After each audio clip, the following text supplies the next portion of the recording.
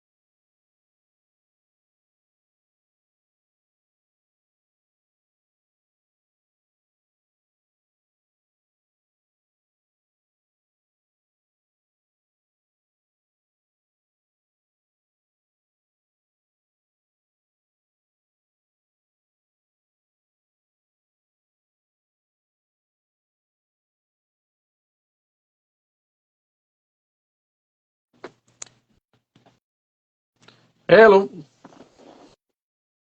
no estoy escuchando bien todavía. Ya mismo empezamos. Buenas noches Panamá. Buenas noches. Hola Guerrene, ¿cómo estás? Todo muy bien. Aquí en casa preparando y esperando por ustedes. Ok, en unos minutos ya iniciamos. Claro, no hay problema. Dale.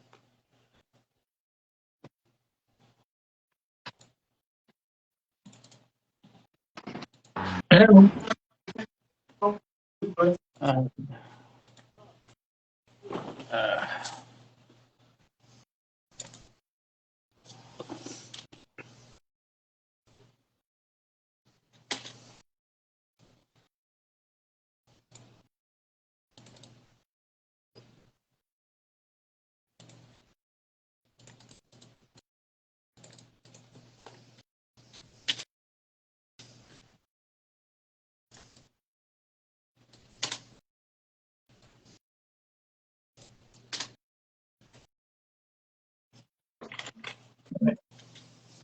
¿no? Buenas noches, buenas noches. Ahí estamos. Hola, ¿qué Buenas tal? noches ahí, voy a ir mi hermano Rene Saludos. para... Yo estoy puesto mal, ¿eh? Déjame ver, yo creo que estoy puesto Voy, mal. voy. Déjame ver. Sí, está al revés. Yo me veo bien, pero yo le decía a usted, o estoy yo mal o ustedes están mal. Sí, correcto. ¿Cómo va todo? Buenas noches. Déjame ver si yo puedo hacer este cambio aquí un momentito. Vamos a ver cómo hacemos esto. Porque tristemente el stand que yo tenía lo tiene solamente se pone de esa forma, pero nada. Vamos a ver cómo lo hacemos. Ok, ahí estamos. Yo creo que vamos a tener que resolver ahí. Sí, vamos a invitar a Alvin para ver si se puede unir. Al Sigua, Alvin. Voy a hacer esta unión. Hey, ¿cómo están todos? Buenas noches, Sigua y Boriboya. Ború, ¿se me escucha? Perfecto. Sí, Perfecto, buenas noches. ¿Cómo está, Nico? Hola, bien, gracias, Sigua. Buenas noches, excelente. Aquí hablando con los albures. Bueno, hacemos el opening. Esperamos que entren un poco más de personas. Dale, Nico. Perfecto. Buenas noches, Panamá. Buenas noches, la bolita del mundo. A todos, bienvenidos aquí a la asociación.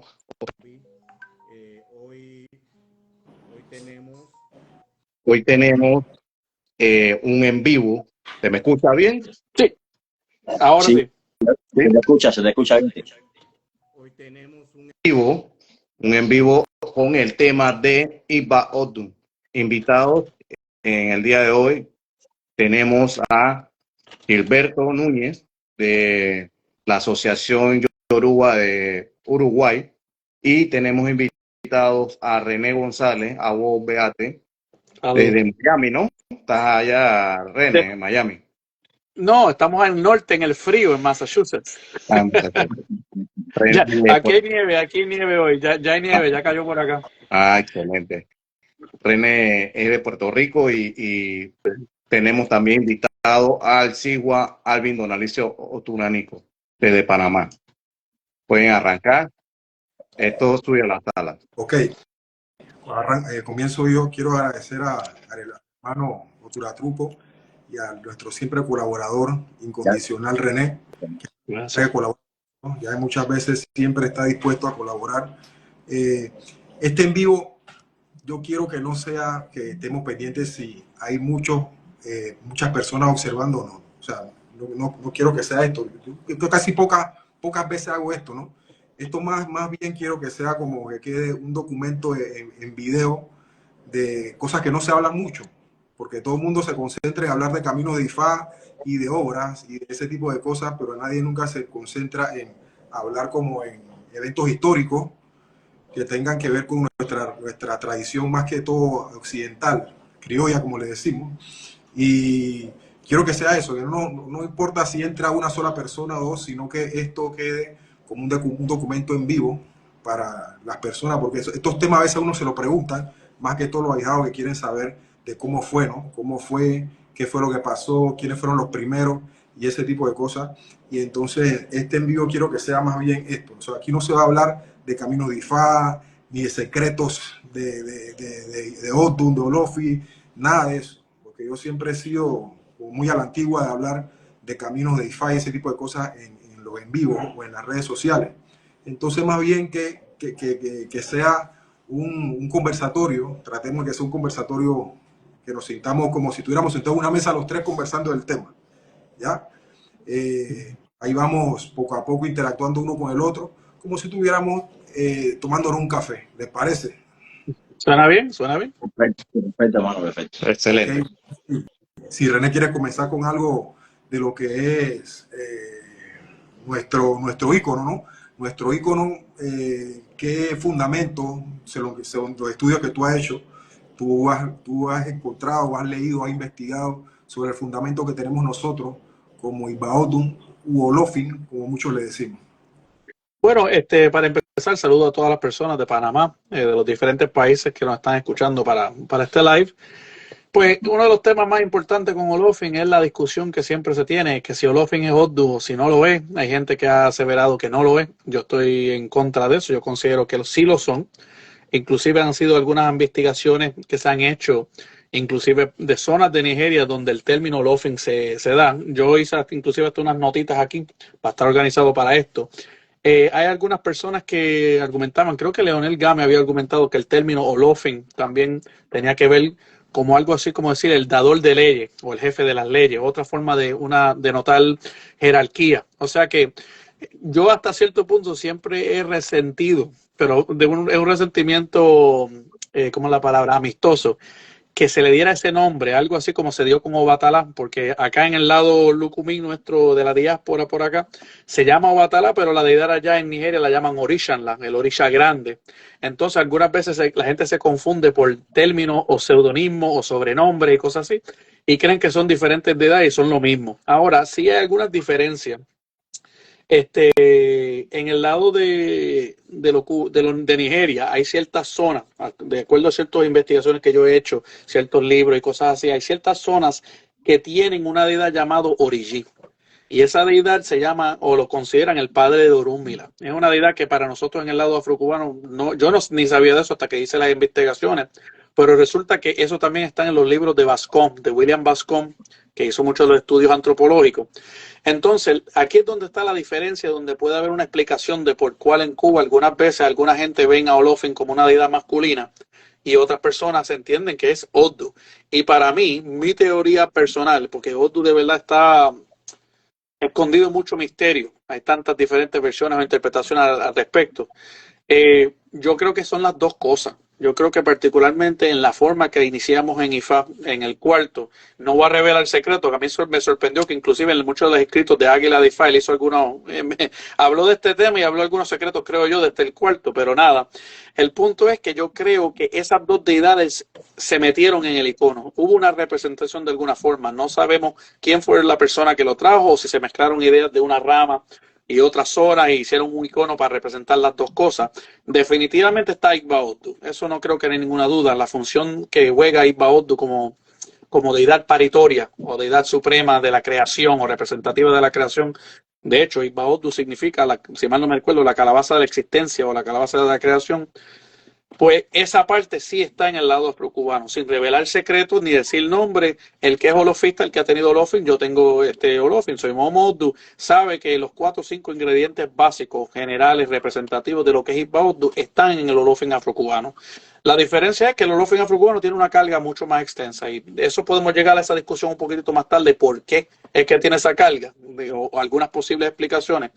Pero suficiente con decir que una de las razones por cual tenemos esta gran batalla entre los ICC y los Lucumí, de que si Igba Oddu es Olofin o si no lo es simplemente posiblemente una confusión con términos y nombres, que en el Nigeria hay ciertas zonas que sí consideran Oddu como Olofin. Hay citas que yo quiero hablar sobre eso según vayamos desarrollando la conversación. Pero yo creo que la razón por cual algunas personas piensan que es femenino y otros piensan que es masculino es porque yo creo que los dos lados tienen la razón. Hay gente que por su rama y su educación tenía muy presente ese concepto de que Oriji, el padre Orunmila, es importante. Y quizás venían de ramas que desprendían de Ekiti, de Oshogbo y de Iperú, que son 3 zonas donde se considera esta deidad llamada Oriji.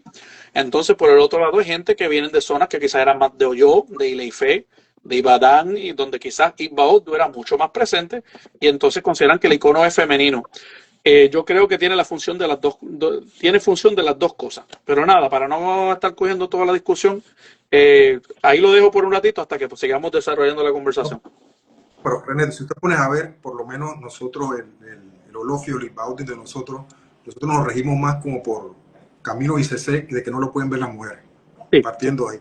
Creo que nosotros somos un poquito más celosos en ese sentido que los mismos ICC, ¿ya? Porque por lo menos ellos sí lo tienen cerquita cuando consagran, hacen sus consagraciones a la Yanifá. Sí. Pero por ejemplo, nosotros, en la práctica nosotros somos un poquito más cerrados en el sentido de consagrar esto en mujeres por el tema de Igba Oddu. Si nos ponemos a ver, siempre nos agarramos de un camino que es más que todo ICC. Así que sí algo tiene tener esos ancestros, sí algo tuvieron que ver del el ícono que ellos comenzaron a representar en América con la prohibición hacia las mujeres. Sí, y fíjate, se ve eso, es una de las pocas cosas que hay concordancia en los dos lados sin confusión. Cuando uno va estudiando más de la situación de Oddu y Olofin, tú tienes que buscar a través de diferentes estudios qué zonas tenían esto de Origi, qué zonas tenían esto de Isba Oddu, qué representaba, por ejemplo, ciertas partes en el cuarto de Ifá. No quiero revelar los secretos, simplemente decir que hay ciertas porciones de ritual que cuando uno le entiende teológicamente, entiende el por qué en esta parte del cuarto hay esto, pues qué representa eso que está aquí, qué esto que está frente por acá, o sea, todo tipo de cosas, ese tipo de secretos, el que lo estudia entiende su por qué, pero no es tan fácil, no es algo que inclusive los babalaos saben mucho, que no sea que hay algunos babalaos de mayor de edad y con intelecto y la habilidad de educar este tema, porque hay muchos babalaos que son mayores, pero no saben quizás explicarte el por qué. Entonces hay personas como nuestro Gilberto que está aquí, como el señor el doctor Enrique Orozco y otras personas que saben cómo coger un concepto medio extraño, esotérico, mágico y explicar todo de una forma medio profesional o intelectual. Pero nada, en términos de la situación de Oddu y su prohibición, lo tenemos en Iretentelu, en Ireteopo por el lado afrocubano, y en los versos, el que tenga los documentos de los versos de Solakba de Popola, en Ofumeyi, creo que el camino, el verso número 16, habla de la historia de Oro Modi Modi, que era el otro nombre de Oddu. Y es la misma historia, que Oddu era una mujer que era fea, mira qué interesante, eso no está en el lado afrocubano, pero en el lado nigeriano vemos eso. Era una mujer que era fea, estaba resentida y acomplejada por eso, tenía una molestia, se recordaba de cómo las otras mujeres la trataban y por esa razón cuando ella empezó a casarse con diferentes hombres, a todos los hizo adinerados, a todos le usó su poder y su magia para poder tener poder, todo lo que le prometió a ellos pudieron ponerse adinerados y poderosos, pero les dio la condición de que no quería ninguna mujer que la viera. Ella la tenía, hasta cierto punto la tenía y tenía un resentimiento con las mujeres. Entonces eso lo vemos en el lado afrocubano, no tanto con el detalle de que si era fea o que se tenía resentimiento, pero sí en las historias de Iretentelu, en los tratados nuestros, tenemos la misma situación que cuando ella se casa con Orúmila, con eso es una historia completa ahí, para resumirla, ella le da la condición de que, mira, lo único que yo te pido es, yo no quiero que ninguna de tus esposas me hable, yo no quiero que ninguna de tus esposas me vaya a mi cuarto, yo quiero tener un cuarto separado, que eso es importante, eso representa el por qué nosotros tenemos Oddu en su receptáculo y en su cuartito, como la ponemos. Y yo no quiero que ninguna de ellas inclusive me dirija palabra ni me dé la comida. O sea, que no se le puede poner las timunos. Ninguna mujer puede hacer nada con Oddu. No debe ni acercarse a donde está ella. Y ya pues podemos hablar un poquitito más sobre la historia y la mitología detrás de lo que pasó entonces cuando por lo menos una de las mujeres se rebeló contra esas reglas. Le molestó las reglas y aconsejó a las otras hermanas en la casa de que vamos a ir a entrar al cuarto de ella porque ella lo que quiere es básicamente, como decimos en Puerto Rico, cachetear. Que ella quería parasitar de los recursos de la casa sin tener que trabajar y aportar a la casa. Se enfogonaron las mujeres, fueron al cuarto, abrieron el cuarto y pues obviamente ocurrió la tragedia grande que habla la historia. Pero nada, eso sí está en los dos lados. Los dos lados tienen la misma prohibición de que Oddu no quería a las mujeres en ninguna parte de su cercanía. Mira, tú sabes que una de las cosas importantes de nosotros los babalaos a veces no solamente es que una persona nos dé un camino nuevo, un camino que no teníamos, sino la vivencia esa de nosotros con babalaos mayores o antiguos. Yo he tenido la dicha de compartir con algunos, ¿no? Y yo sé que Gilberto también. Por ejemplo, hay mucha gente que no conoce o no sabe exactamente cómo ese ícono, cómo se formó, cómo se creó, o cuáles fueron los primeros babalaos en Cuba que tenían la posesión de ese ícono. Entonces, conversaciones con Gilberto sí, no, él pudo corroborar porque su padrino tenía mucha cercanía con algunos de esos babalaos que heredaron ese ícono. Nos gustaría que Gilberto nos comentara algo de su experiencia, ¿no? Su experiencia que fue pasada por su padrino o personas que estuvieron cerca de él. Bueno, buenas noches ahí a todos los hermanos, a todas las personas que puedan estar viendo esto, a Reina y a los hermanos. Muchas gracias por haberme invitado acá. Sí, el tema desde el punto de vista histórico de lo que es la llegada de Ifá a Cuba por los africanos de nación, ¿no? Que dieron inicio a la práctica ifística y la desenvolvieron en Cuba. Hay una personalidad, hay un personaje histórico del cual yo soy descendiente de ese linaje, que es de China, que no fue el único africano de nación que tuvo Orisha Oddu. hubieron más, pero bueno, Ardechina fue la figura más representativa o fue el que ellos mismos decidieron que impulsara, porque debido al mismo nombre que tenía, debido a la figura en la que él se convirtió dentro de esa sociedad religiosa para la época, pudiéramos decir que Ardechina jugó un papel primordial, a pesar de que habían otros babalaos africanos de nación que también tenían Orisha Ordu. Hay que entender algo y debemos empezar por ahí. En la práctica afrocubana, por ejemplo, nosotros decimos vamos a preparar el Ibordu. Es decir, nosotros en iniciación Rifa hacemos referencia a Ibordu. Ibordu no es nada más y nada menos que el lugar donde se encuentra el Orisha Ordu. Entonces, ya ahí partiendo, fíjense, de ese término que se ha utilizado siempre en la práctica afrocubana, ya ahí podemos deducir que lo que nosotros tenemos en Cuba no es nada más y nada menos que Orisha Ordu, porque hacemos referencia al Ibordu, es decir, que la memoria ancestral que se nos fue heredada de los antepasados de esos africanos de nación, era que lo que nosotros teníamos en Cuba no es nada más y nada menos que Orisha Ordu. Hay muchos tipos de Orisha Ordu, inclusive en Nigeria. No es que exista un solo tipo de Orisha Ordu o una sola forma iconográfica de Orisha Ordu. Eso es lo que tenemos que entender. ¿Qué es lo que pasa? En el cursar de esta ampliación, desde el punto de vista de conocimiento e intercambio entre lo que es Nigeria y Occidente, a raíz de esta época contemporánea, se ha dado una guerra tribal de cuál es más verdadero, y todo el que ha querido, a mi criterio personal, y me hago responsable de mis palabras, establecer una diferencia es porque quiere hacer deshacer su práctica, nada más y nada menos que eso.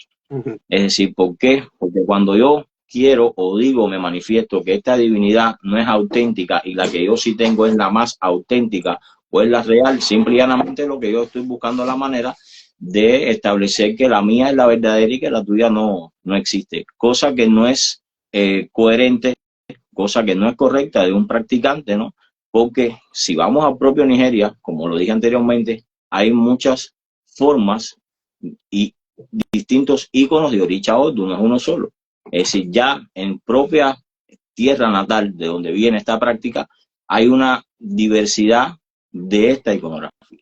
Entonces no podemos decir que en Cuba lo que nosotros tenemos no es Orisha Ordu, porque inclusive, como dije al inicio, al comenzar la intervención, nosotros en Cuba vamos a preparar el Ibordu. Entonces, en base a la memoria ancestral que nos dieron nuestros antepasados, nosotros cultuamos Orisha Ordu, no cultuamos otra cosa. ¿Qué pasa? El título, yo le voy a hablar desde mi experiencia personal, del linaje donde yo vengo, donde el Olofio es un título el Olofio Olofista es un título que se le acredita a la persona que porta el ícono. ¿Qué pasa? Nuestro linaje, ¿por qué yo pertenezco a un linaje religioso? ¿Por qué? Porque nosotros en nuestro linaje hay un solo ícono del cual yo nací, que fue heredado de China, lo pasó a manos de Bernardo Rojas. De Bernardo Rojas, ese mismo ícono que no se cambia, pasa a manos del doctor José Herrera.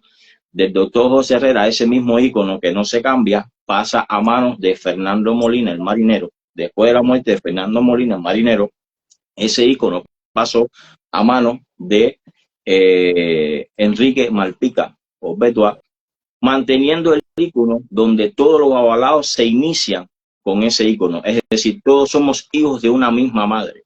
Todos somos hijos de ese ícono, conformamos un linaje.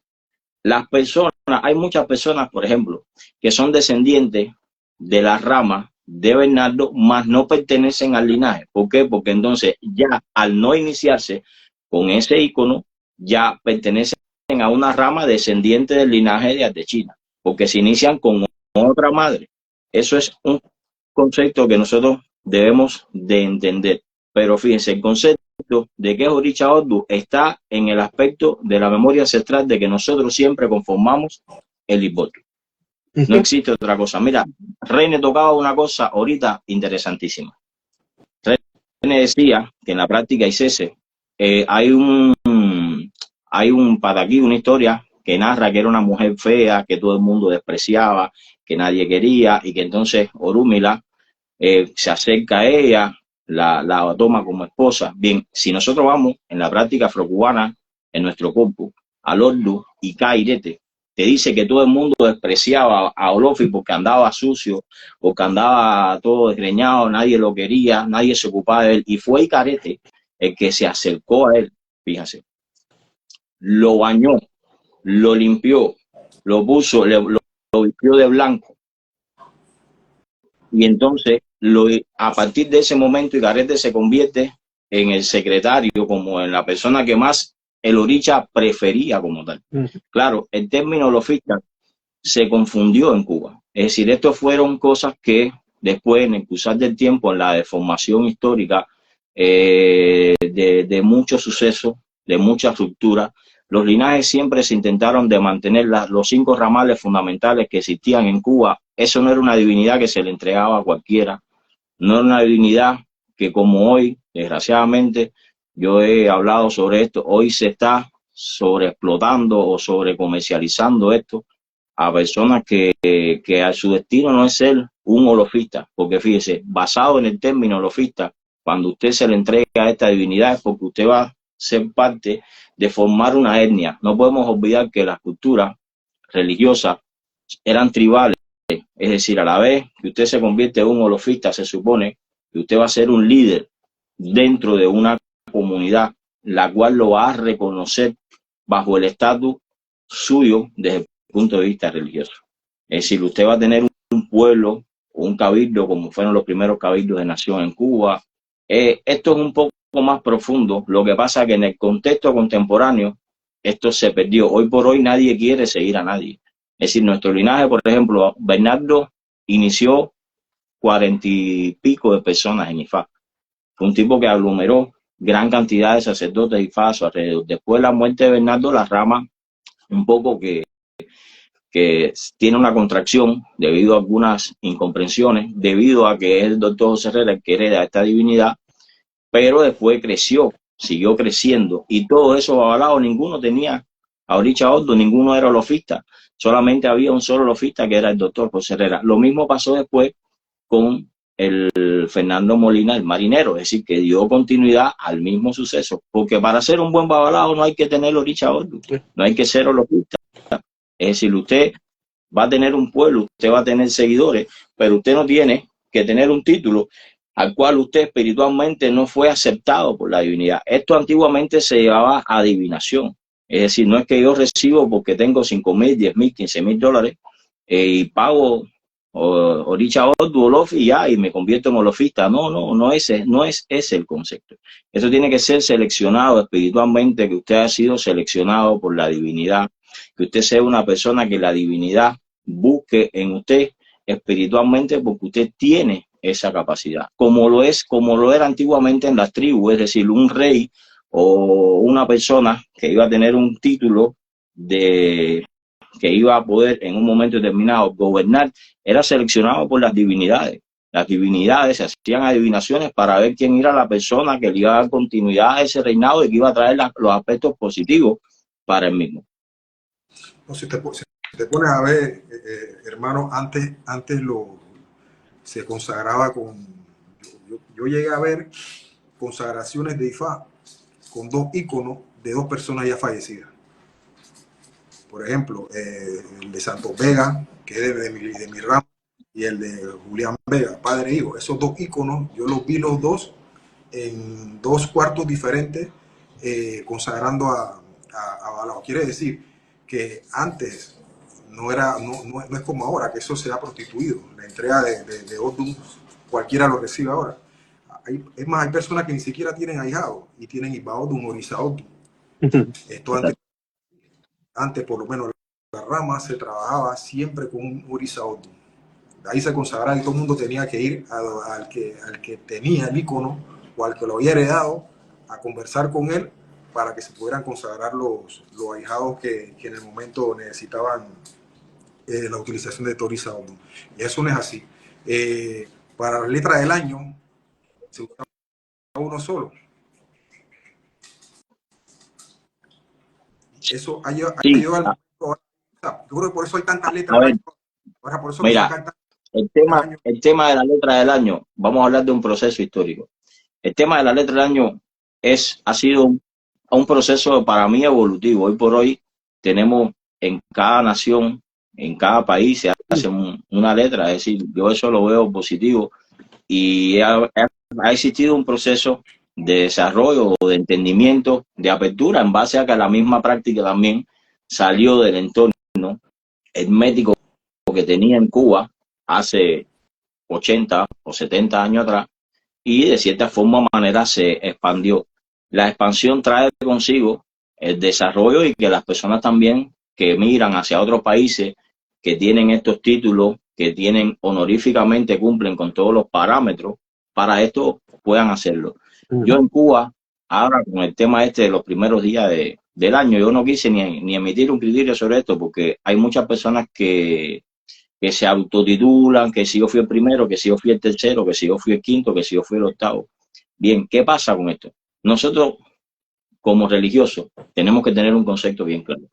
Usted no puede hacer nada desde el punto de vista ceremonial o desde el punto de vista ritualístico, que es lo mismo, ¿no? Si usted no hereda un H del ancestro o de un mayor suyo con el cual usted aprendió, en la historia, en la práctica afrocubana, la historia de la práctica afrocubana, quien primero dio curso a este hecho histórico de una apertura del año para el contexto del pueblo religioso de aquella época, porque hay que entender que cuando esto sucede en Cuba, la religión no tenía el impacto social que tiene hoy en Cuba, en la sociedad, es decir, no existía, era inexistente. Los negros eran una sociedad discriminada totalmente por la sociedad genérica. Cuba tenía una sociedad que imperaba el racismo hacia la clase negra, donde inclusive generales de la guerra de independencia que lucharon en las dos guerras por la independencia de Cuba fueron vistos más después de la propia independencia, no tuvieron cargos políticos. Fíjese que no hubo un negro en la historia de Cuba después de la independencia de la colonia española que haya tenido un cargo político importante dentro de lo que fue la democracia cubana o la falsa democracia establecida en aquella época. Y entonces, teniendo ese aspecto, cuando se realiza esa primera letra, la inicia un babalao, que fue Remigio Herrera, Ardechina, con la Iba Ordu que él tenía.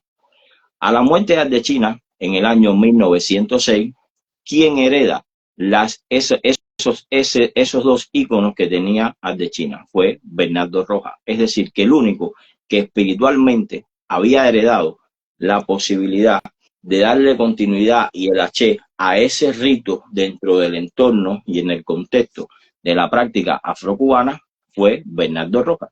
¿Por qué? Porque usted no puede hacer nada si usted no lo hereda. Es decir, usted puede tomarse la facultad y hacer una ceremonia determinada, pero si usted no tiene ese H ancestral dentro de nuestra práctica, al menos así me enseñaron a mí a cultuar, es decir, para usted poder hacer algo, usted tiene que tener H dado ancestralmente, heredado o dado por un mayor. ¿Por qué? Porque si usted no tiene ese H, usted no tiene la facultad, la gracia, el don, como le quieran decir, o la aprobación de las divinidades y el reconocimiento de las mismas.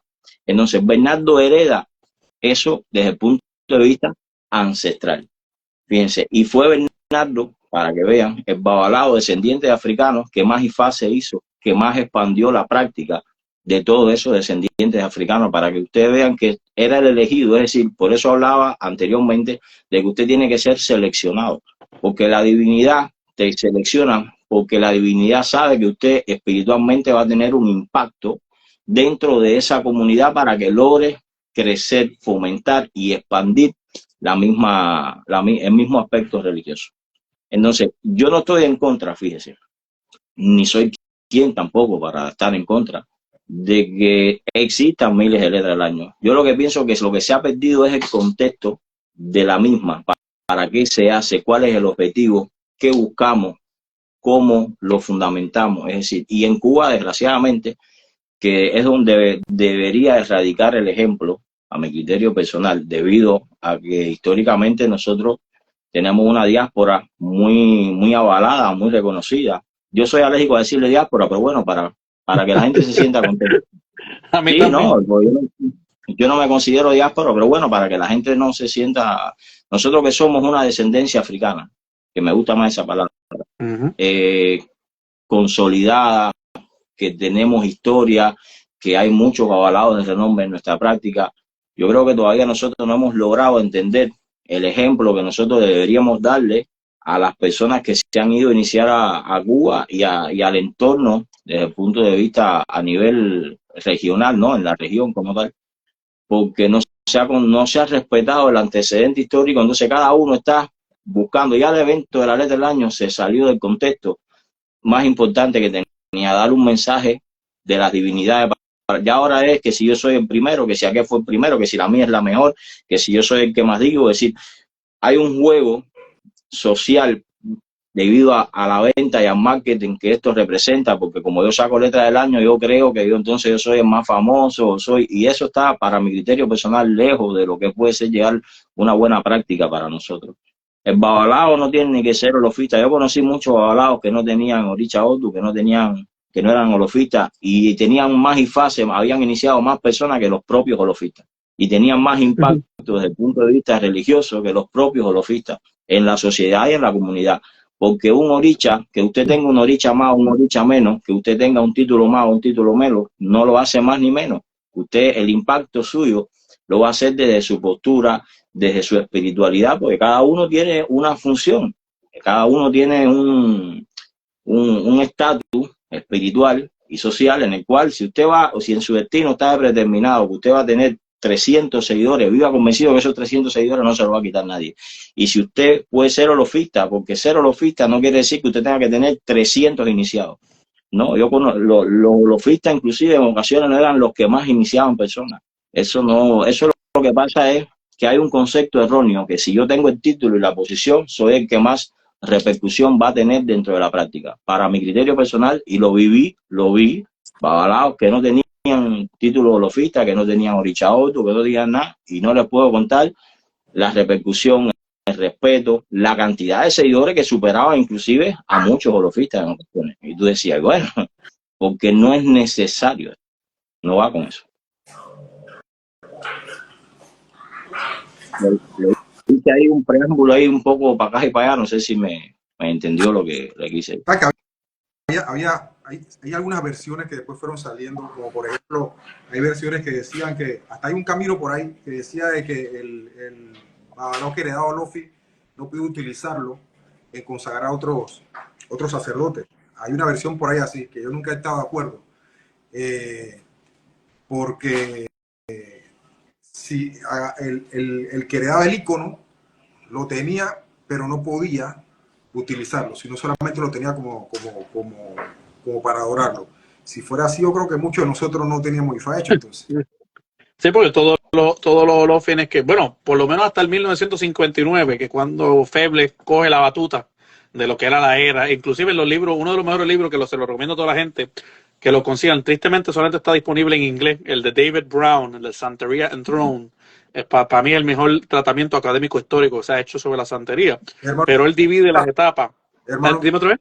Y hermano mío de Santo, David Brown, sí. Sí, yo converso. sí, David, Edwin Colate creo que se llama él. Sí. Y entonces, él divide las diferentes etapas desde los cabildos de nación, que era la etapa de temprano, como 1800 por ahí, hasta 1880, que era la etapa cuando empieza a consagrarse los primeros babalaos criollos, cuando ya tienen fundamentado su olofin, que dicho sea paso, hay historietas sobre si alguien volvió otra vez.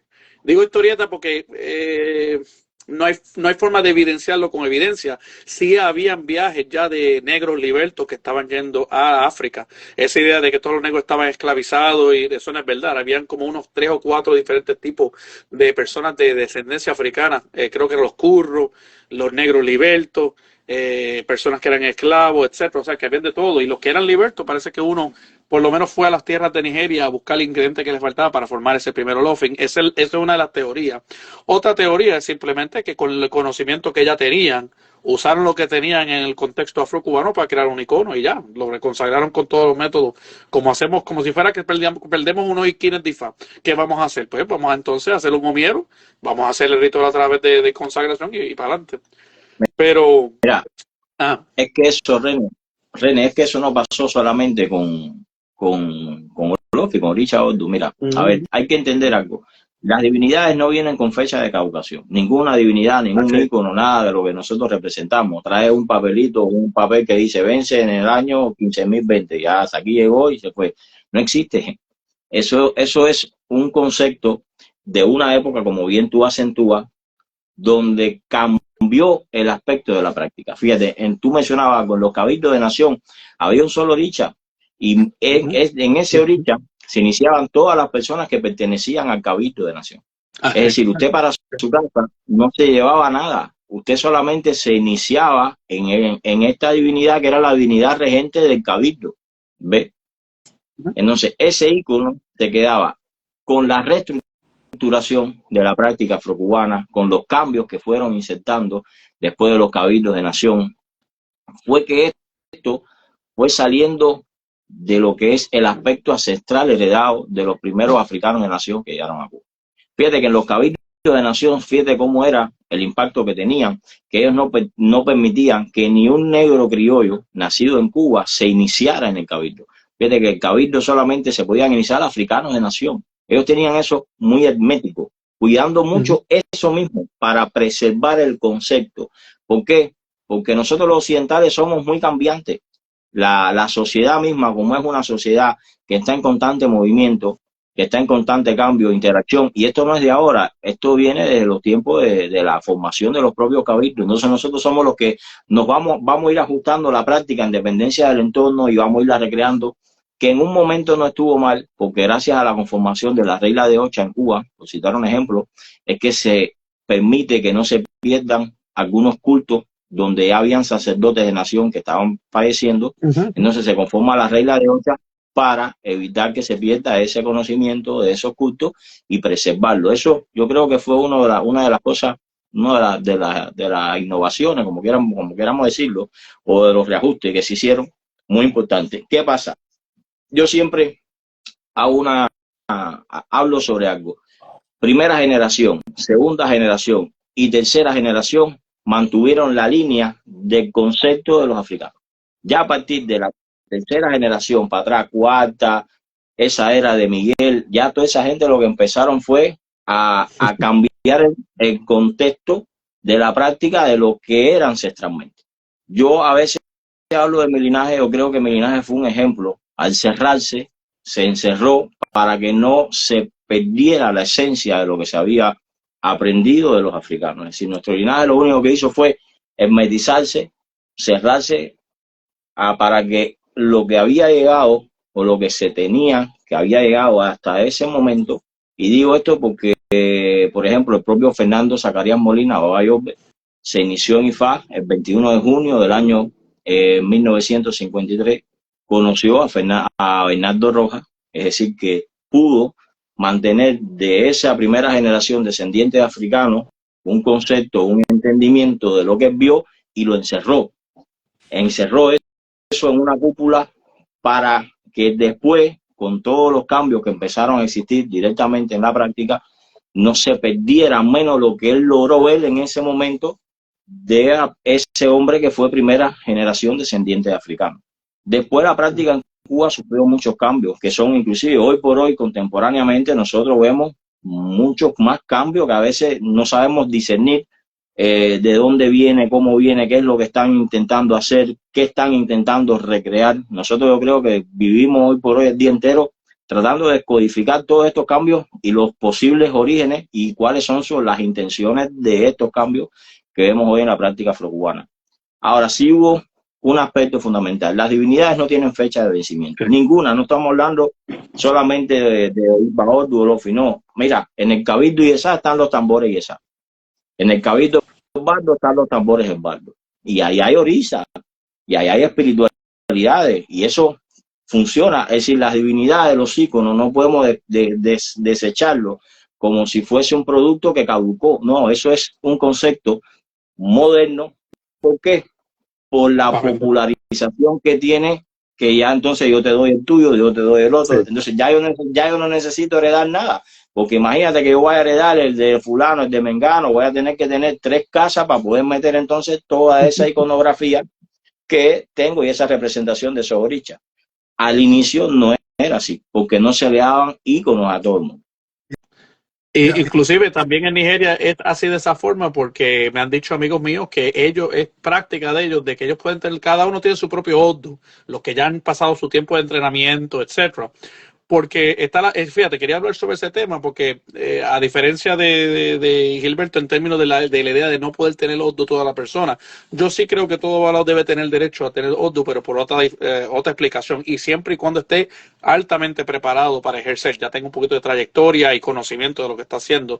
No soy una persona que, como dicen popularmente en Puerto Rico, huele a homiero todavía, entonces que acaba de salir del cuarto de consagración, pero me había dicho un amigo mío que se inició en Ibadan o de Remo, que ellos tienen todo su propio Oddu y eso lo tienen para ellos, escondido, es para los beneficios que te trae Oddu, porque Oddu te trae beneficios contra los enemigos, beneficios en términos de tu espiritualidad para adivinar. Creo que, si mal no recuerdo, Telu en el lado afrocubano dice que el Babalao no está completo para su poder de conexión con Ela y adivinación hasta que tiene Igba Oddu. También Ochenilope, si mal no recuerdo, tiene una historia que habla que la espiritualidad de Simporia de verdad lo completa Igba Oddu, lo dice en Ochenilope. Hay dos signos que hablan ese tema. Pues ellos puede ser que reciban por los beneficios económicos, beneficios de vencimiento de los enemigos que la Oddu, porque Oddu protegió a Orúmila y prometió destruir todos sus enemigos que le fueran a hacer daño. Y el beneficio de la conexión Imporia porque Oddu es la que jala esa información astral de esa biblioteca astral, como queramos llamarlo, que es Ifa. Pero más allá de eso, cuando se trata de consagrar Oyimbo, las personas que vienen de afuera, de Europa, de Estados Unidos, Panamá, lo que sea, y van para Nigeria a consagrarse, ellos usan el Oddu ancestral que ellos tengan en la aldea o de su familia. Y puede ser un Oddu que tiene del bisabuelo, del tatarabuelo, un Oddu que ya tiene 120 años. Con ese es el que hacen las consagraciones a las personas y funciona fantásticamente. Yo pienso que en el lado afrocubano esa teoría de que tú puedes heredarlo hasta 3 veces, después se convierte inerte, es simplemente una forma de tratar de mercadear, el tener que seguir creando más iconos. Creo que hay una historia en Ogun Daquete que habla que cuando un Oddu es dado en Itutu, ese Oddu no se debe revender o reconsagrar, adjudicar a otra persona, porque fue dado a esa persona específicamente por la espiritualidad que estaba pactada con ese Oddu, etcétera. En ese caso. Pero si, por ejemplo, Alvin, tú recibes en adjudicación un Olofin que fue dado por tu mayor, tú tienes el derecho de usarlo y emplearlo como lo hizo Hernando Roa, como lo hizo el aliado de él después, José Herrera, y como sigue haciendo, porque tengo entendido que ese Olofin original desde China todavía está pariendo gente sí, no, y todavía está por el calle. sigue funcionando, ¿no? Sí. Bueno, creo que Gilberto es el que sabe la historia detrás de eso. Sí, eso funciona. Eso es que para que se mantenga el linaje tiene que estar el ícono. Es interesante lo que hablamos en ese sentido, porque mira, yo hablé con, que mi hermano Osvaldo Caballero Sacu le llame, disculpe por revelar una conversación que él y yo tuvimos, pero él es ahijado del hermano, o sea, él es ahijado de su padrino, es hermano de mi bisabuelo de Ifá, Rubén Pineda. Y dice que cuando él se fue a iniciar en Ifá, su padrino, que era Modesto Pineda, le dijo que fueran a hablar con su hermano, que inclusive su hermano creo que era menor que él, creo. Fueran a hablar con su hermano para que buscaran el Oddu de él para iniciarlo a él. Entonces él dice que a la hora de la iniciación él le causó extrañeza porque dice que ellos comenzaron a hablarse siendo hermanos como que si hubiesen tenido mucho tiempo que no se veían. O sea, que parece que estaban un poco distanciados. Pero miren hasta dónde llegaba en esos tiempos el respeto del que poseía el receptáculo Orisa Oddum, que ellos ahí limaban cualquier aspereza para poder hacer una consagración por el respeto que le tenían a ese ícono. ¿Ya? O sea, ellos en ese momento liman aspereza para que Rubén traiga el Orisa Oddum y puedan consagrarlo a él. O sea, hasta dónde llegaba en esos tiempos el respeto al receptáculo del que lo tuviese. ¿Ya? Ahora no, ahora buscan uno, reciben uno y con ese pare. Pero el respeto que por lo menos nuestra práctica occidental o de Cuba le tenía a la persona que era que custodiaba el receptáculo. Claro, ¿qué es lo que pasa? Mira, hay que tener claro una cosa. Yo comparto eso que dice René. Tú puedes tener una divinidad para tu adoración. Ahora, eso no te hace holopista. No te hace espiritualmente una persona seleccionada para dirigir una X o una etnia o un número determinado de personas. Es ahí, es por eso que en Cuba, por ejemplo, nuestro linaje, eso un poco, porque lo más lo fue estricto por el base al concepto que tenía sobre esto. Es decir, el olofista era seleccionado, no importa que haya sido heredado bajo, es decir, muere el olofista, muere el rey o el que está al frente o el que está dirigiendo espiritualmente un entorno determinado de personas. Perfecto, ese muere. Bueno, la divinidad tiene que tener un representante, es decir, la divinidad se mantiene. Y entonces, bajo adivinación, se busca quién, porque este proceso, esto no era una cosa que no, esto es tuyo, llévatelo para tu casa y ya, porque yo te quiero dejar a ti. No, no, no, esto se hace bajo un rito de adivinación. ¿Quién va a ser el sucesor? Fíjense, el doctor José Herrera, Bernardo no fue el primer IFA que hizo el de China. Bernardo inclusive fue el último IFA que hizo el de China. Y fue el Babalao, iniciado por el de China, que quizás menos tiempo estuvo al lado del de China, porque Bernardo se inicia, el dato que tenemos, en el 1902 y el de China muere en el 1906. Es decir, que solamente tuvo 4 años a su lado. Es decir, que el conocimiento que Bernardo pudo haber adquirido de Ardechina durante 4 años y después de la muerte de Ardechina queda bajo la tutela de Bernabé Menocal, que era su Yurbón Ifá, y de Tata Gaitán. Más sin embargo, fue Bernardo, por encima de 4 babalaos de China, hizo 5 ifases, por encima de 4 sacerdotes ifá, fue Bernardo el que la divinidad escoge para que fuese su sucesor. Es decir, para que le diese continuidad a esa posición como tal. Lo mismo pasó con el doctor José Herrera. El doctor José Herrera no fue el primer IFA que hizo Bernardo. Es decir, inclusive había un babalao de mucho renombre, ahijado de Bernardo, Enrique Santa Cruz y Cacana, que inclusive tenía una amistad con Bernardo, se dice, muy grande, y no heredó de Bernardo esa iconografía. ¿Por qué? Porque al comprender el concepto de que esto tiene que ser llevado a adivinación, de que usted se convierte en un holofista, de que usted va a ser la persona que va a darle continuidad espiritualmente a una posición dentro del propio linaje, entonces ya ahí cambia el por qué, René, yo te decía que nuestra casa metizó eso, y no es necesario que los demás lo tengan, no importa.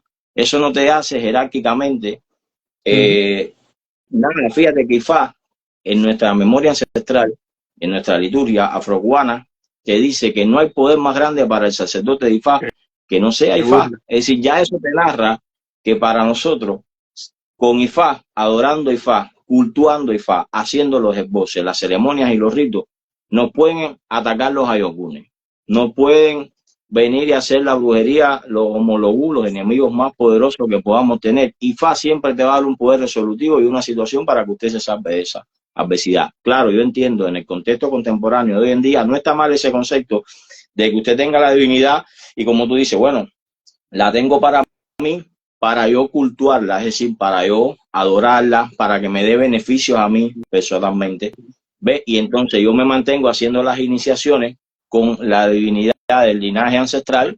Está perfecto, es decir, ahí se mantiene, como tú dices, se mantiene ahí el mismo concepto, porque al final yo la tengo no para hacer mis iniciaciones, sino yo tengo una divinidad ancestral, porque lo importante para conformar un linaje espiritual es mantener ese ícono y que todas esas iniciaciones se hagan con ese ícono. El hermano mencionaba algo, mira, muy importante. El problema es que las polémicas en Cuba, hubo una época, señores, que yo tengo esto de oído, ¿no? Que se custodiaban estos íconos, inclusive a veces hasta con armamento de arma blanca, ¿no? Para protegerlos, porque eran muy codiciados las personas. Había un acecho hacia esto muy latente, debido a que como lo tenían muy poco, el conocimiento de esto los tenían muy poco, entonces lo custodiaban mucho, lo tenían muy centrado, y había que ir a un IFA donde se custodiaba esto con un arma blanca, había que ir con un arma blanca y a un tipo con un arma blanca porque podía pasar cualquier situación o hecho extraordinario. Para quitarle peso de esa acción negativa sobre esos íconos, es que entonces empiezan a comenzar a aparecer ciertos textos. Fíjate que esos textos vienen a raíz de los tratados enciclopédicos en la práctica afrocubana y ciertas historias donde se dice que entonces esa tercera generación ya la divinidad caducaba, y era una manera de quitarle peso a esa persecución y a esa acción negativa a través de esos íconos. Y entonces también venía el mercado de la diplotienda religiosa atrás cumpliendo su objetivo, y entonces ya dándoselo a Mengano, dándoselo a Esperancejo, dándoselo a fulano, dándoselo inclusive. Yo tengo testimonio de sacerdotes de Ifá que no tienen 2 años de Ifá y tienen ese título, son holofistas, tienen el baúl. Yo le digo, bueno, mi hermano, Eso queda a tu capacidad espiritual, porque usted a lo mejor espiritualmente, por un ordo y fa, usted, la divinidad dice, o el oráculo dice que usted debe tener esa divinidad bajo la adoración. Pero una cosa es adorarla y otra cosa es ser holofista. Son dos cosas distintas. Es decir, tener una posición de un título. Nosotros tenemos un reglamento dentro de la casa y hay un consejo de mayores y está el holofista. Y la última palabra la toma el holofista. El consejo de mayores, que lo conforma los mayores de la casa, como bien lo dice la palabra, estructural de la disciplina, los conceptos, de mantener el orden ante las problemáticas existentes que puedan darse. Por eso hablaba que estos son culturas tribales, no podemos olvidar eso. Esto eran conformaciones de familia, porque una familia, por ejemplo, donde hayan 300 personas iniciadas, van a haber problemas, van a haber conflictos, hay que mantener una estructura disciplinaria, hay que mantener una estructura de iniciación donde hayan parámetros que no se puedan violar, hay que mantener una serie de cosas porque la interacción entre nosotros, a pesar de que somos religiosos, somos seres humanos y la fricción y la interacción pueden generar polémica. Para eso existe un consejo de mayores y para eso hay un holofista, que el holofista es la máxima autoridad dentro inclusive de ese consejo de mayores. Bueno, nosotros si nos ponemos a pensar en los Orisa Odum que llegó a poseer Bernardo, yo creo que ellos mismos lo armaron o lo montaron. Tiene que ser porque no hay otra forma de que él poseía ese Orisa que fue el que le traspasó a Bernardo. Bueno, hay una historia que dice que Ardeshina regresa a Nigeria. Eso son historias que han venido de generación en generación donde dice que Ardeshina regresa a Nigeria. Hay que tener claro, hay muchos esclavos hay muchos negros que llegaron a Cuba no en condición de esclavo. Por ejemplo, el propio Oluquere llegó a Cuba pero no era esclavo. Es decir, que las personas dicen, no, el tema de cómo regresar a Nigeria. No, hubieron muchos que pudieron regresar a Nigeria.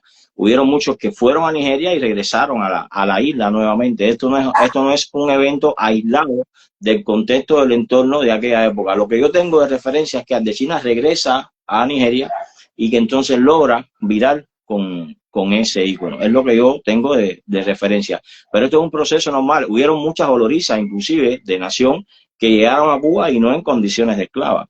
Hay que entender que Nigeria, para la época, el entorno en Nigeria, en África, en Beni, en todos esos lugares, era un entorno difícil, una tierra hostil, donde primero los africanos se esclavizaban entre ellos mismos.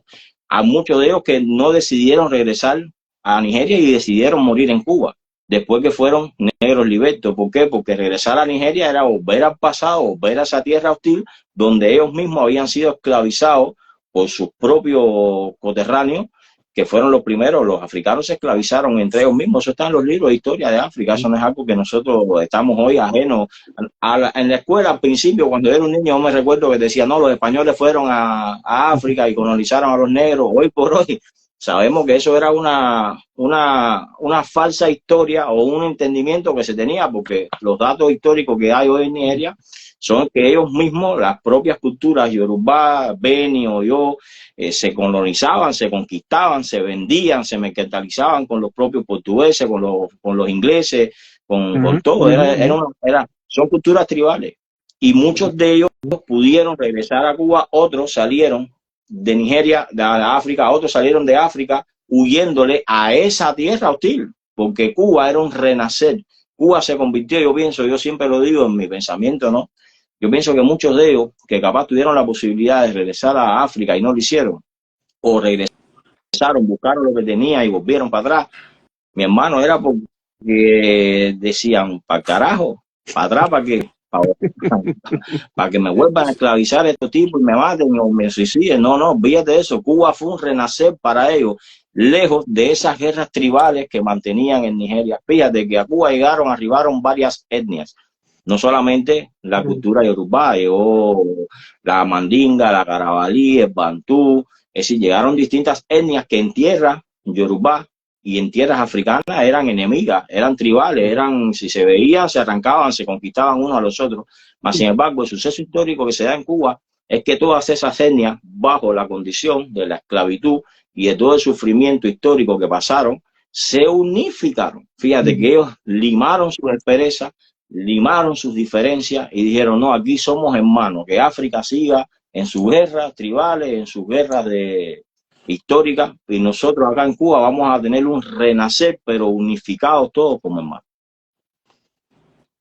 Sí, es que más, yo creo que uno de esos orizados donde Bernardo anda por España, yo creo. Era como que irónico, ¿no? Yo creo que eran dos. Uno se quedó con Juan Chiquito, eso lo heredó su hijo y después habían dos Olofi. Esto, de la rama de Bernardo habían dos Olofi. Al de Bernardo tenía dos, que los hereda de China. A la muerte de Bernardo, uno se queda con el doctor José Herrera y otro lo hereda otro ahijado de Bernardo. Y después Juan Chiquito se queda directamente con ese Olofi. Sí, se lo pasa a Pancho Canafún, creo, ¿no?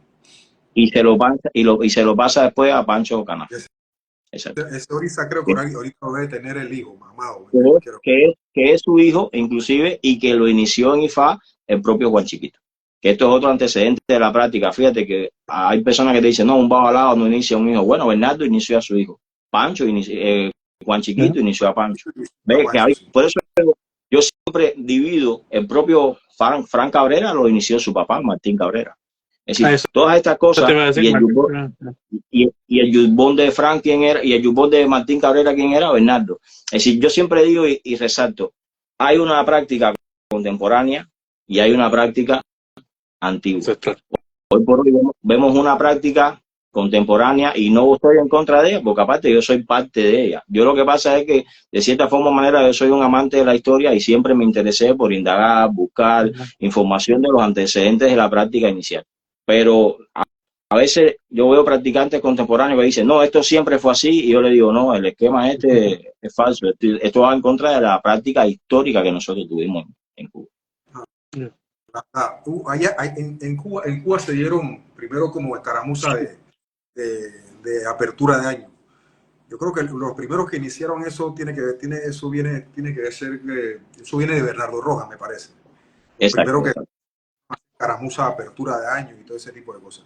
Ese Olofi funcionó en letra, yo creo, hasta mucho tiempo, hacia tiempo muy cercano a nosotros ahora mismo. Ese Olofi. Sí, claro. Así, ese Olofi estuvo funcionando en la Asociación Cultural Yoruba de Cuba hasta que fallece Antonio Castañeda Márquez, Babayo B, presidente de la asociación, y entra Manolo Bellono a la presidencia de la Asociación Cultural Yoruba de Cuba. Porque hubo una discrepancia entre Enrique Malpica y Manolo por un tema ritualístico. No fue un tema personal ni nada por el estilo. Un tema ritualístico por el aspecto que yo voy a hablar acá. Esta letra del año, cuando se emite, cuando se hace la tefa, se sienta en nuestro linaje, siempre se sentó al mayor. Esa teoría de sentar al menor, al más chiquito, a realizar este ritual, no es parte de la memoria ancestral de la rama de Bernardo Rojas, inclusive. Es decir, eso siempre se sentó al mayor, al contrario, tiene que ser una persona de conocimiento, de sabiduría, una persona que sepa cómo vamos a sentar al más pequeño. Vamos a suponer que vamos y tenemos al más pequeño no sabe desamarrarse, no tiene una buena moyuba, no tiene un buen desempeño en caminar las tierras, no tiene una buena manipulación de inquín. Entonces, esa teoría de que el mayor hace trampa, yo creo que eso va más bien de que piensen eso. Yo tomo inquín en la mano y yo no pienso en que soy ningún tramposo ni que voy a hacer trampa. Yo soy un sacerdote de Ifá y cuando yo me siento a tefar, yo soy una persona que espiritualmente me entrego cuerpo y alma a lo que estoy haciendo, sea Osopo, sea Iré, sea el otro que sea. Y fíjese si esto es contradictorio. Yo digo que si fuese así, entonces, después que o nosotros en práctica afrocubana tenemos el concepto de iniciarnos en IFA y después del año recibir el cuanardo. Entonces yo digo que si fuese un tema de trampa, yo agarro unos inquines, me preparo ahí, el día el cuchillo, saco el signo que a mí me da la gana y lo pongo. Y eso no lo ha logrado hacer ninguno de nosotros, ni lo vamos a lograr tampoco. Es decir, porque si yo en el IFA llevo con desconocimiento. Está perfecto, no sé, pero bueno, después que yo me inicie en IFA, yo agarro ahí, empiezo a practicar, el día del cuchillo digo, yo voy a hacer, no sé, o verdí, o barra, un signo, el que yo quiera, por ponerte un ejemplo, y Y no esa pasa, era la diferencia que había, porque por lo menos creo que la rama de China sentaban al mayor. Era así, siempre. siempre. Es que el mayor, pues, se supone, el mayor es la antesala del ancestro, es quien más cerca está de nuestros antepasados, fíjate. El mayor es el que ritualísticamente sabe bien el proceso. Espiritualmente no podemos confundir la espiritualidad de un mayor con un menor. Es completamente distinta. El menor puede tener la energía, la fortaleza o no sé, el aspecto revolucionario, pero el mayor tiene la espiritualidad, la ancestralidad. Hay ceremonias que, por ejemplo, solamente pueden ser hechas por un mayor, no pueden ser hechas por un menor. Y no es un tema esto de que discriminan al menor, de que si no. Es que yo a veces no entiendo a las personas. Nosotros llegamos a IFA buscando una de las cosas fundamentales, ir a IQ, es decir, tener longevidad, no ver a la muerte, vivir muchos años. Entonces, ¿por qué nos desesperamos? ¿Por qué queremos violentar procesos? Es como cuando usted nace y su padre le dice, vaya con calma, aprenda esto primero, debe de aprender esto. Es decir, usted cuando niño no hace lo mismo que hace cuando un adulto.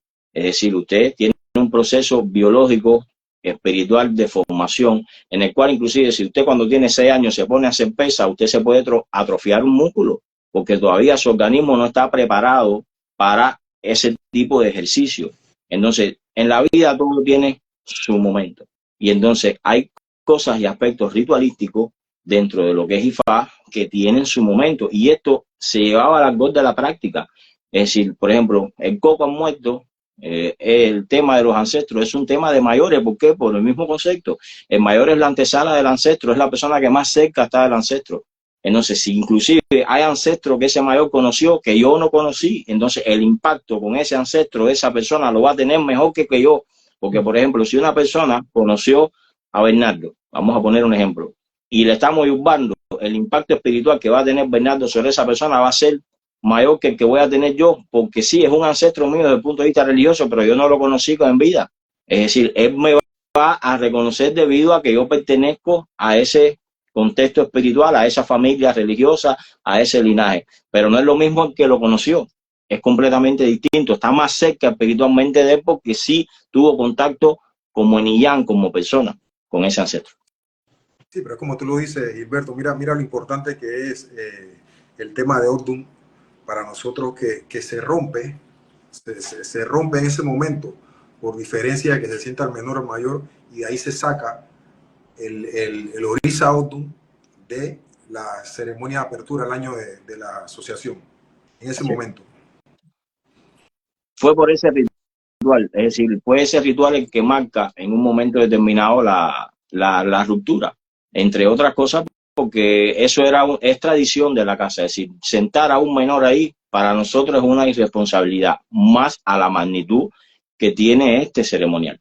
Es decir, estamos sacando un ordo desde el punto de vista social para que hable, entonces esto tiene que estar en manos adecuadas. No es que un menor sea irresponsable, porque hay un falso, yo esto lo hablaba con muchos sacerdotes y me dicen, no, porque el más chiquito tiene H. H es una cosa, preparación y adiestramiento es otra. Es decir, que tenga H porque su iniciación es previa, porque fíjate, ¿a qué ancestro está más cerca de él? Al Oricha Ordu. Él viene de un proceso de H espiritual en su cuerpo porque está cerca de la iniciación. Pero entonces el que se va alejando de la iniciación, del proceso de iniciación, en el pasar de los años, lo que se va acercando es a la espiritualidad de los ancestros. Y Fay Oricha es un culto hacia los antepasados. Por eso nosotros en la Moyuba lo primero que hacemos es mencionar a nuestros antepasados para que ellos vengan en un momento determinado a asistirnos. Es decir, hay uno que sí está cerca de lo que es el proceso de iniciación, hay otro que está lejos, pero se está acercando a los antepasados. Por eso el Babalawo, mientras más años le pasa, más adquiere espiritualidad, más los ancestros se apegan a él, porque es tantas veces la que tú lo moyuba, tantas veces la que tú lo mencionas, tantas veces la que tú lo llamas, tantas veces la que tú has repetido eso en el cruzar del tiempo, que están más arraigados a ti, e independientemente de lo que explicaba anteriormente. Entonces, por esta Asociación Cultural Yoruba de Cuba, el Olofi de Bernardo. Se rompe, sí. Y en la casona, ¿cuál usaban, Gilberto? En la casona, bueno, ahí no te puedo decir porque yo ahí no tuve nunca un acercamiento directamente a un respeto a lo que hacen allá en la casona de 10 de octubre, pero no tengo así antecedentes de cuál es el olofre que utilizan, de quién es, cómo, cuál es el que ponen. Eso sí, no te puedo dar un elemento aleatorio a eso. Sí, eso hay que preguntarle a Tomasito, porque por ahí le pregunto, a ver si Sí. tiene conocimiento, cuál era el Orisa Odun que se utilizaba ahí. Pues sí, hermano. Me imagino que no sea el de Miguel, porque bueno, lo que tengo entendido es que el de Miguel lo despidieron, es decir, que no está en ejercicio como tal. El de Miguel lo despidieron después de las 2 generaciones, como dicen, o se despidió al momento del fallecimiento de... No te puedo dar un dato, estas son cosas que yo he escuchado de algunos hermanos, pero que no está en ejercicio el icono como tal, no está en ejercicio. Es decir, que no debe ser el de Miguel.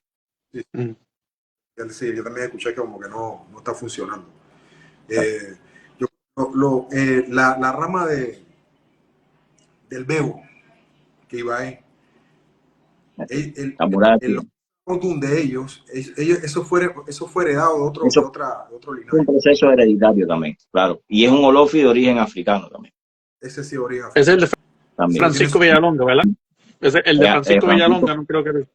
Efectivamente. Eso es un olofre también que Ángel Custodio Padrón Cárdenas Bebo y Fáchure, en paz descanse, tuvo el honor y la responsabilidad de heredar esa divinidad. Por eso digo que no importa de dónde venga, usted es elegido a esa posición. Y fíjense si fue un hombre elegido, miren los años que vivió el Bebo, hizo 207 se crea su propia rama. Es decir, estos son los procesos que a mí, en el contexto de la práctica, me han demostrado que tiene que ser seleccionado la persona. El Bebo, en paz descanse, fue un hombre seleccionado, un hombre que honorificó eso, que vivió para eso y que dejó un legado en base a eso. Entonces ahí podemos ver que cuando usted es elegido en un momento determinado, señores, estos son culturas espirituales.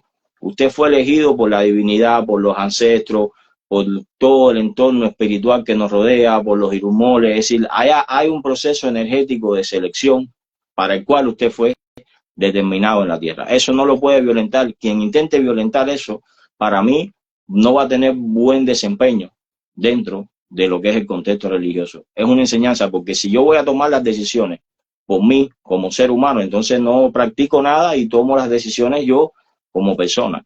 Estas no son cosas que se compren, estas no son cosas que, estos son cosas que tienen que ser escogidas por la divinidad. Si usted es escogido, si usted es seleccionado por esa divinidad, para mí es lo más correcto, porque para eso yo cultivo Ifá, Oricha, ancestralidad. Yo fui determinado para esto, eso me escogió, ya. Tengo que, con honor y dignidad, llevar esto hasta donde pueda, hasta donde los dumares y las divinidades tengan comprendido que va a ser mi destino. Sí, yo también estoy de acuerdo que esa divinidad no se debe, como se dice por ahí, que la desactivan, ese tipo de cosas. Yo pienso que no, yo pienso que eso debe ir heredándose mediante divinación hasta siempre, como los añaques, nunca se van, igual esa valoriza otro. Mira, por ahí preguntan qué pasaría si por error una mujer ve a otro. Yo creo que ni siquiera los abuelos que no tienen la consagración de Odun ven a Odun. Exacto. Eso, como podemos decir, pero eso no se ve, o sea, eso es difícil, porque eso ni siquiera el abuelo que no está consagrado va a ver realmente el secreto de Odun. El tema Sí, René, sí. No, lo único que quiero decirle es que yo no estoy seguro, tendríamos que ver las anécdotas de la gente, si ha pasado un error de esa forma. Según la mitología envuelta, y quién sabe si la mitología es verdad, por lo menos del lado nigeriano y también del lado afrocubano, que la persona puede tener problemas con los ojos, que se puede cegar, inclusive hacen una ceremonia donde tienes que mojarte los ojos con una especie de homero especial para poder ver el contenido, cuando hacen esa ceremonia supuestamente de Velotu en el lado nigeriano. Pero de verdad no sé si se ha puesto a prueba. Y yo creo que las mujeres en Cuba han sido bastante se protegen mucho de eso, y los babalao allí se protegen. Yo sé que por lo menos en la casa de mis mayores en Matanza, cuando tienen que mover la auto, lo dicen por toda la casa. Mujeres para el cuarto, vamos a verlo Lofing, tú sabes, que las mujeres se esconden completamente, como hacen, asumo yo, también en Nigeria cuando dicen que va a haber una procesión de oro, like, ve, que le dicen a las mujeres que a la noche todas las mujeres para adentro, que no puede ver nada, etcétera. So, yo creo que, asumo que no ha pasado nada, pero dicen que se pueden enfermar.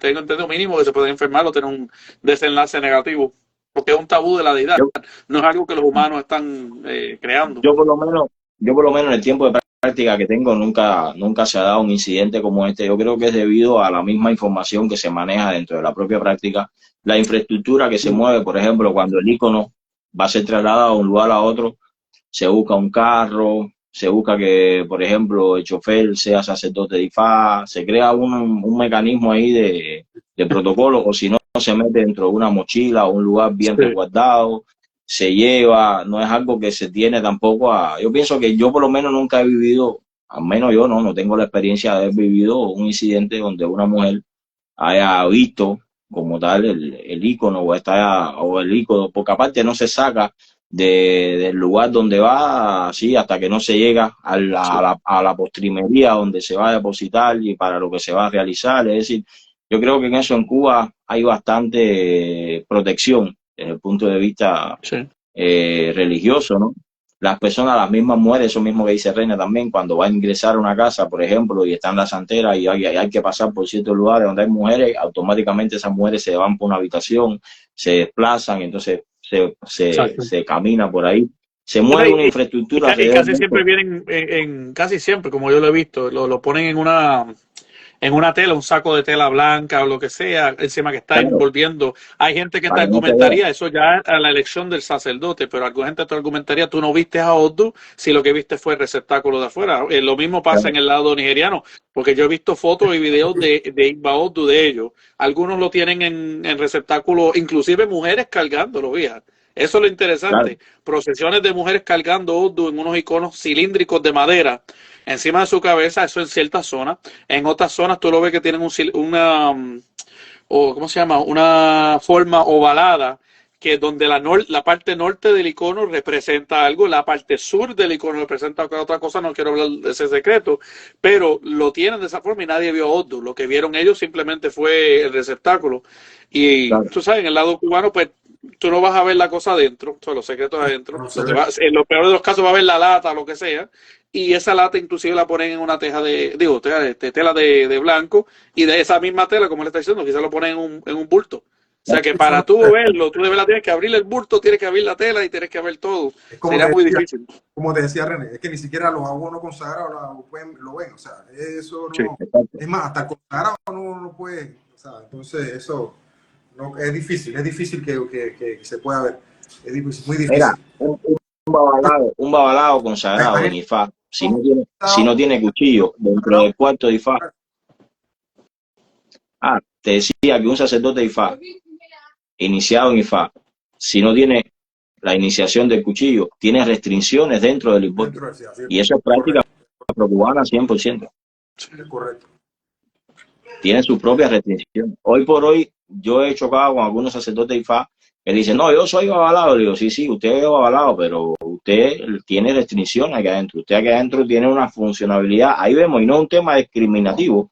Esto es un tema porque estos son iniciaciones espirituales donde van dando cierto grado o cierta responsabilidad o cierto estatus. Es decir, usted es babalao, pero usted tiene un estatus de iniciación. Y hasta ese estatus es que usted va a tener un impacto y usted puede trabajar en ese estatus. Usted ahí no debe de moverse. Inclusive las posiciones a ese tipo de babalao los ponen a hacer ciertas tareas donde no están necesariamente cerca del proceso. Quizás le dice, mira, tú vas a tirar los pies afuera a esto, tú vas a tocarle esto con la ayuda aquí a traer estas cosas, pero ya el momento donde hay ciertas cosas que hay que dejar, no, para los babalaos que son los que tienen el cuchillo, el panadú, y los que tienen que hacer, ya ustedes saben, la preparación de todo, no, ya eso entonces debe ser un holofista. Exacto.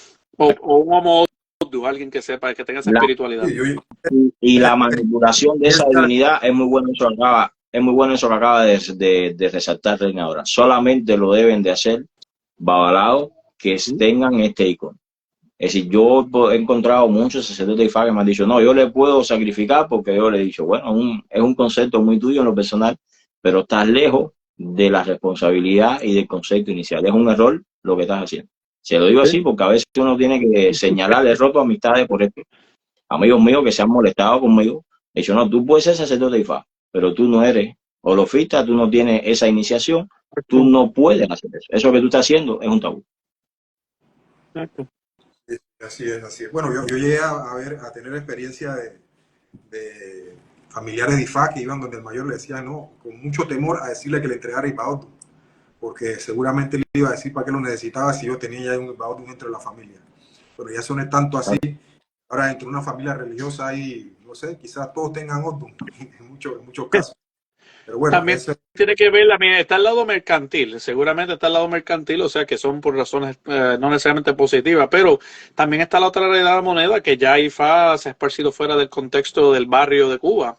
Entonces se está esparciendo a otros países. Tenemos la realidad que ahora hay sacerdotes que han salido de Venezuela por las situaciones políticas allí, a Colombia, a Perú, hay gente en Uruguay como Gilberto, gente en Argentina, en Chile. Entonces vamos a chocar con la realidad de que ya no es muy factible la idea de, bueno, pues se tiene que mantener como la regla de un olofin en una rama en La Habana, porque la gente que está en Argentina dice, entonces, ¿qué vamos a poder hacer nosotros? Lo mismo ha pasado con Añá, porque yo tengo mi oyubón de Añá, Victor Sterling, que fue el que me ha enseñado mucho de las cosas de los tambores. Me dijo que cuando él empezó tocando, él empezó a tocar con el primer tambor que llegó en los Estados Unidos. Siempre hay un debate sobre cuál fue el primero, pero por mucho tiempo era una dificultad. Habían cientos de personas que no se habían presentado el tambor. Y a voces, personas que habían sido tenido tanto por años. Entonces, eso es parte de lo positivo y lo negativo del esparcir de IFA. Y hay que bregar con la situación de qué se hace con los holófines. Por ejemplo, para personas que tengan que vivir en Seattle, Washington, y quieran formar una comunidad de IFA allá, o no sé, Suecia, Noruega, empiezan las dificultades.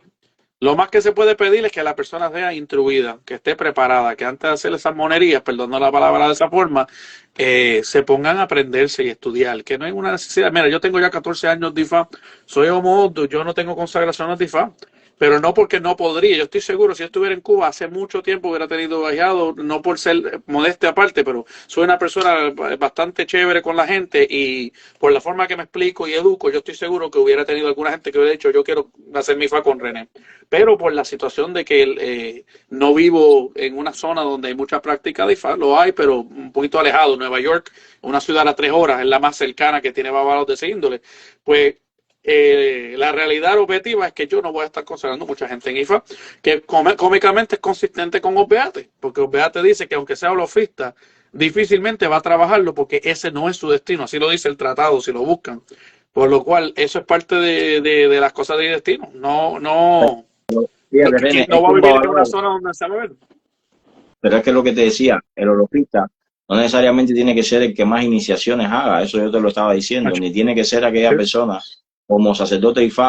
Es que hay un falso concepto. La gente dice, el buen babalao es el que tiene 60 iniciaciones. No, no va en eso. Ese era su destino. Esas fueron las personas que IFA, sus ancestros, llevaron para que la persona guiara e iniciara en el culto, para darle continuidad a la práctica. Un buen sacerdote de IFA no lo califica las iniciaciones que tenga hechas. Eso es un falso concepto de la época contemporánea. Claro. De hecho, hemos visto tristemente babalaos que tienen un montón de ahijados y tú los ves que por su personalidad pudiésemos decir que Ardechina no era un gran babalao, hizo 5 IFAs. Y no hizo un número de... Claro, entonces... Y pudiésemos hablar inclusive de sacerdotes de IFA de origen africano que llegaron a Cuba y no le hicieron IFA a nadie. Y murieron. Sin iniciar a nadie. Y vamos a decir que no eran grandes babalaos. Y hoy en día tenemos personas que tienen renombre, que te pueden tener 60, 70 hijados en un debido nuevo país. Y entonces cuando tú examinas tu vida, ya todos nosotros hemos sabido los chismes de la vida, que se tuvo una mujer con otra, que situaciones negativas, peleas, uso de droga. Y uno dice, ¿dónde está la espiritualidad de IFAI? Pero sí parió un montón de babalaos, sí, pero ¿cuánto entrenó? Porque esa es otra, yo no sé si es la misma experiencia de ustedes, pero a mí me escriben todo el tiempo por WhatsApp, gente diciendo, conta hermano, a mí mi padrino no me educó, yo he tenido dificultad porque me separé, ayúdame. Y yo lo he tomado como una misión mía personal, de asegurar que por lo mínimo, o sea, las personas que no tienen educación en IFA, pues yo les digo, no te preocupes, yo te ayudo, vamos a ir poquito a poco. Y trato de hacer como una especie de curso y de aprendizaje de esa forma, porque si no vamos a tener este problema de muchos y muchos sacerdotes que están realengos sin entrenamiento alguno. Mira, con el tema de la expansión, yo estoy a favor porque al final yo creo que IFA ha logrado, primero salió de Cuba, y bueno, primero salió de África, vamos a partir de ahí. Sale de África en las condiciones determinadas, llega a Cuba, se desenvuelve para América, para el mundo, se expande nuestra práctica. No estoy en contra de la expansión, pero sí del relajo. Es decir, lo que sí estoy en contra a veces del relajo y de eso que dice René, la no instrucción. Yo pienso que se pueden hacer, usted, si los Dumares, si sus ancestros, si Orúmila permite que usted inicie muchas personas, estoy a favor de eso porque va a ganar IFA, va a ganar Orúmila. Es decir, Orúmila cuando crece es algo que todos nosotros tenemos que alegrarnos, porque sabemos que estamos en un ciclo en el cual después no vamos a estar más, pero bueno, van a haber otras personas que van a seguir practicando con el mismo amor, con el mismo interés, lo que nosotros hicimos como personas, ¿no? Pero lo que sí creo es eso que dice René, que hay que buscar la manera de instruir, porque se ha dejado de instruir a los iniciados en IFA por el tema de que yo quiero seguir, y esto es una realidad que yo viví, yo quiero seguir siendo el hegemónico, el tipo que mantiene el poder y que como yo soy el que sé, tú estás obligado a mí.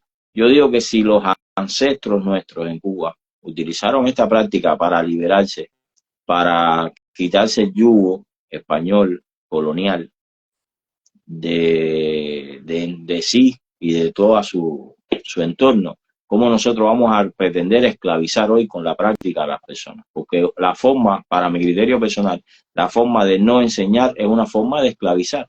Porque si usted no sabe, usted es dependiente de mí. Entonces, ¿cuál es el temor?